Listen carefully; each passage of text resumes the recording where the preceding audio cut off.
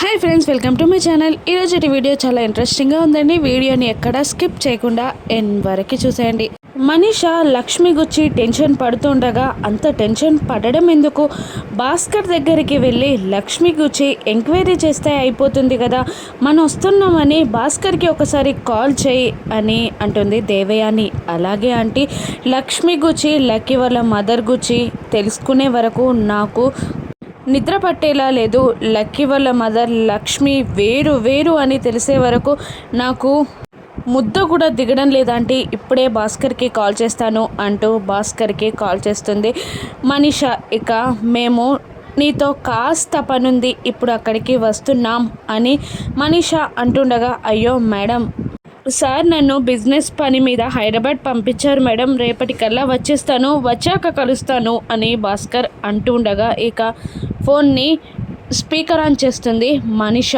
ఇక దేవయాని పక్క నుండి సైకిల్తో చెప్తూ ఉండగా మనీష ఇలా అడుగుతూ ఉంటుంది, ఆ చింతాపల్లి బస్ యాక్సిడెంట్లో ఒక ఆవిడ బ్రతికి బయటపడింది, మీ ఇంట్లోనే ఉంది అన్నావు కదా, తను మీ చెల్లి అన్నావు కదా అని మనీష అంటుండగా, అవును మేడం అని భాస్కర్ అంటుంటాడు. ఆవిడ గారి ఫోటో ఏదైనా నీ దగ్గరుందా అని మనీష అడుగుతూ ఉండగా, ఇక అది నా పాత ఫోన్లో ఉండేది మేడం, ఒకసారి ఆ ఫోన్ నీళ్ళలో పడిపోయింది, ప్రస్తుతానికి ఆ ఫొటోస్ నా దగ్గర ఏవీ లేవు అని భాస్కర్ అంటుండగా, చూస్తే గుర్తుపడతావా అని మనీష అడుగుతూ ఉంటుంది.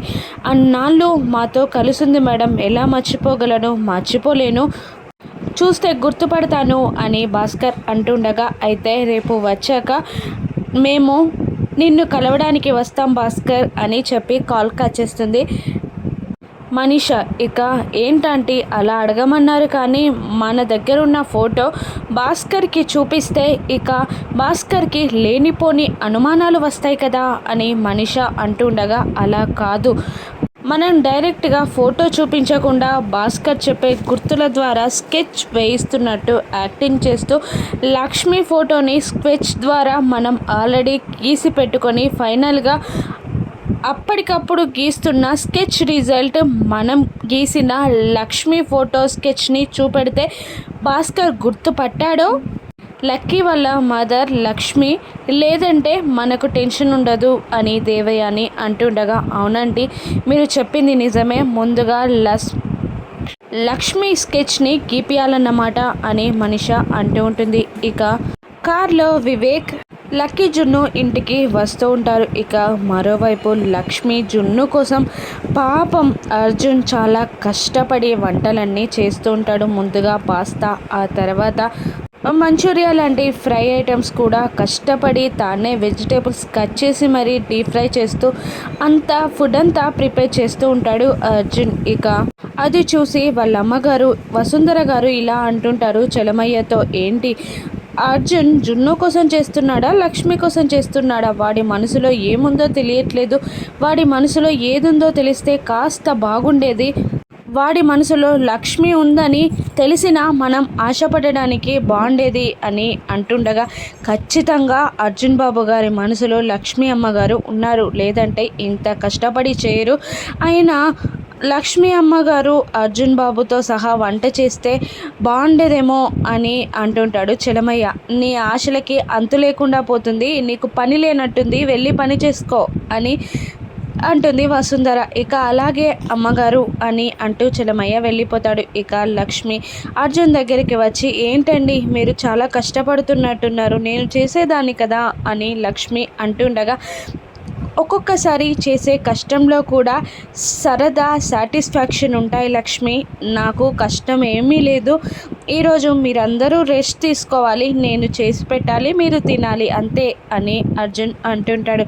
సరేనండి మీ ఇష్టం, నాకు కాస్త బయట పనుంది, వెళ్ళొస్తాను అని అంటుండగా ఇక అర్జున్ డల్గా ఇలా మాట్లాడుతుంటాడు. అదేంటి, మీ అందరి కోసమే కదా నేను ఇంత ఎఫెక్ట్ పెట్టి ఈ ఫుడ్ అంతా ప్రిపేర్ చేస్తున్నాడు, జున్ను ఏమో ఫ్రెండ్తో వెళ్ళిపోయాడు, నువ్వేమో ఇక పనుంది అంటూ బయటికి వెళ్తానంటున్నావు, నేను ఇదంతా చేసి వేస్ట్ కదా లక్ష్మి అని అర్జున్ అంటుండగా, అయ్యో అయ్యో నేను లంచ్ టైం కల్లా ఇంటికి వచ్చేస్తాను, ఇంట్లోనే లంచ్ తింటాను అని అంటుండగా, అయితే ఓకే వెళ్ళిరా, లంచ్ టైం వరకు నీకోసం నేను వేచి చూస్తాను అని అర్జున్ అంటుంటాడు. ఇక లక్ష్మి పక్కకి వచ్చి ఇంతకీ జానుకి వివేక్కి పెళ్ళి ఎందుకు కాలేదు, ఎవరు అడ్డుగా నిలబడ్డారు, అసలు అది ముందు తెలుసుకోవాలి, జానుని ఆ ఇంటి కోడలుగా చేయాలి, ఇంకా అత్తయ్య వాళ్ళని కూడా ఒక్కసారి చూసినట్టుంది, వెళ్ళాలి ఇంటికి అని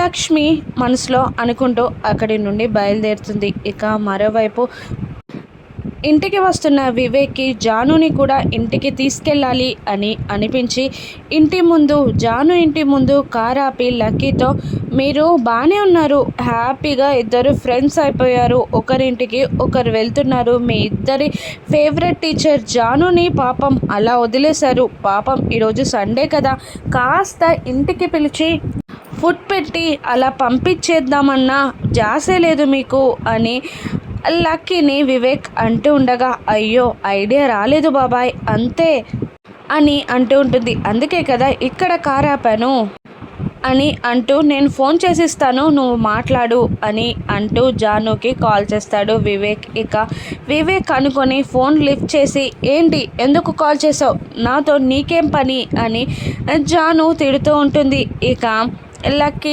మాట్లాడుతూ, అదేంటి టీచర్ మా బాబాయ్తో అంత హాట్గా మాట్లాడుతున్నారు, కాస్త కూల్గా మాట్లాడండి అని అంటూ ఉంటుంది లక్కీ. ఎవరు అని జాను అడుగుతుండగా, ఇక నేను లక్కీని అని అంటూ ఉంటుంది లక్కీ. ఎందుకు కాల్ చేశావు అని జాను అంటుండగా, మీ ఇంటి ముందే ఉన్నాం, మీరు బయటకు వస్తే ఎందుకు వచ్చామన్నది తెలుస్తుంది అని అనగానే, సరే వస్తున్నాను అని జాను బయటికి వస్తుంది.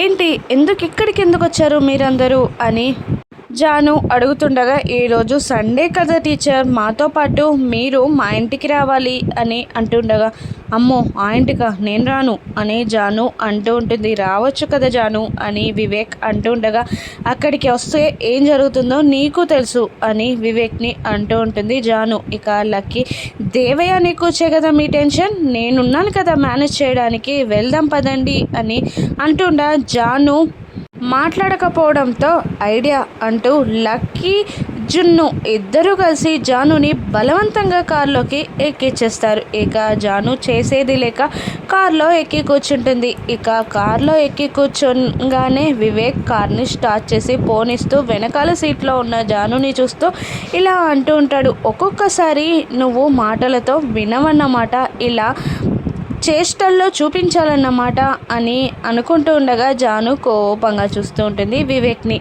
ఇక ఇంటి ముందు కారాగగానే లక్కీ జున్ను ఇద్దరు కిందికి దిగుతారు. లక్కీ, ఎలా ఉంది జున్ను మా ఇల్లు అని అంటుండగా, చాలా బాగుంది అని జున్ను అంటూ ఉంటాడు. ఇక జాను కిందికి దిగగానే మనీషా దేవయాని ఇద్దరు వీళ్ళందరినీ చూసి, ఆ అబ్బాయి ఎవరు అని అంటుండగా, దేవయాని లక్కీ ఫ్రెండ్ అంట, సండే పార్టీకి పిలిచింది అని అంటుండగా, అమ్మో ఇప్పుడే దీనికి వయసులో పార్టీలు కావాల్సి వచ్చాయా, అయినా మీ కోడలు కూడా వచ్చింది చూడండి అని అంటూ ఉంటుంది మనీషా దేవయాన్ని.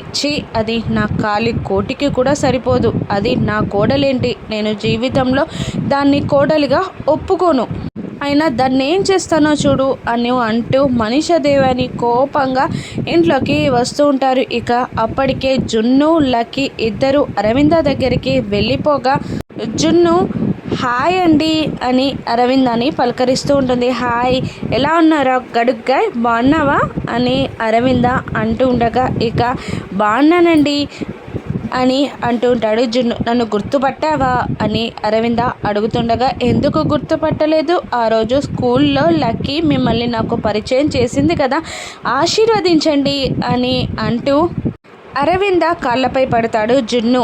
ఇక చల్లగా ఉండరా అని అంటూ దగ్గర తీసుకొని నుదుటిపై ముద్దు పెడుతుంది జున్నుకి అరవింద. ఇక పక్కన కూర్చోబెట్టుకొని మాట్లాడుతూ ఉంటుంది. ఇంకా ఏంట్రా విశేషాలు, ఏంటి బాగున్నావా గడుగ్గాయ్ అని అంటూ ఉంటుంది అరవింద.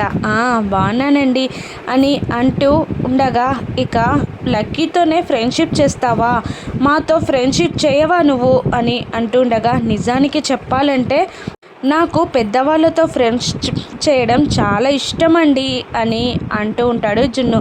ఎందుకలా అని అరవింద అడుగుతుండగా, పెద్దవాళ్ళతో ఫ్రెండ్షిప్ చేస్తే నాలెడ్జ్ పెరుగుతుందంట, అందుకే అని జున్ను అంటుండగా, చిన్న బుర్రలో ఎన్ని ఆలోచనరా, అన్ని మాటలన్నీ నీ నోట్లోనే ఉంటాయిరా అని అంటూ వాడిని దగ్గరగా తీసుకుంటుంది. ఇక జున్ను, నేను ఇంట్లో వాళ్ళని పరిచయం చేస్తాను పదా అని జున్నుని తీసుకెళ్ళిపోతుంది లక్కీ. ఇక అప్పుడే భయపడుతున్న జానుని వివేక్, నేనున్నాను పదా అని అంటూ లోపలికి తీసుకొస్తాడు. ఇక అరవింద, ఎరా కూర్చో జాను, బాగున్నావా అని అడుగుతుండగా, బాగున్నానత్తయ్య అని అంటుంది.